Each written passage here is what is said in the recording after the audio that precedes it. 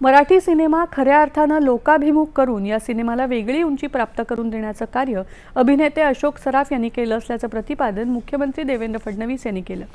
नागपूर महानगरपालिका, विदर्भ गौरव प्रतिष्ठान आणि श्री सिद्धिविनायक ट्रस्ट यांच्या वतीनं ज्येष्ठ अभिनेते पद्मश्री अशोक सराफ यांचा नागरी सत्कार काल मुख्यमंत्र्यांच्या हस्ते करण्यात आला, त्यावेळी ते बोलत होते।